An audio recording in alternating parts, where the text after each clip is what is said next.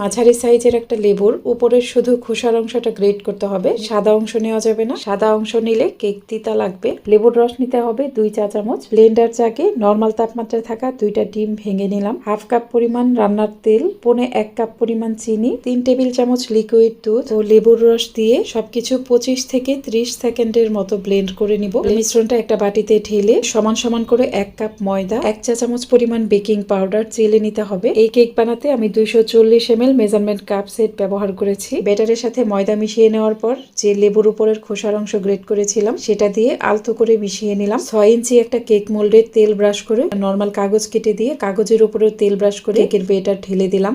চুলায় নরমাল একটা সিলভারের হাঁড়ি ঢাকনা দিয়ে ঢেকে 4 থেকে 5 মিনিট মিডিয়াম আঁচে গরম করে নিয়েছি। ঢাকনা খুলে হাঁড়িতে একটা স্ট্যান্ড বসিয়ে স্ট্যান্ডের উপরে কেকের মোল্ড বসিয়ে দিলাম। চুলার মিডিয়াম আঁচে কেকটা বেক করতে হবে। কেকের উপরে সুন্দর কালার আনতে চাইলে অবশ্যই সিলভারের ঢাকনা ব্যবহার করতে হবে। 45 থেকে 50 মিনিটের আগে একবারও ঢাকনা খুলবেন না। আর চুলার আঁচ বারবার কমাবেন বা বাড়াবেন না। 1 ঘন্টা পর ঢাকনা খুলে একটা কাঠির মাধ্যমে চেক করে দেখলাম কাঠিটা ক্লিন এসেছে, তার মানে কেক হয়ে গেছে। কেকের উপরে 1 চা চামচ চিনি ও 1 চা চামচ পানি একসাথে গুলিয়ে ব্রাশ করে দিলাম। এতে কেকটা খুব নরম হবে। পুরোপুরি ঠান্ডা হয়ে যাওয়ার পর কেটে পরিবেশন করুন।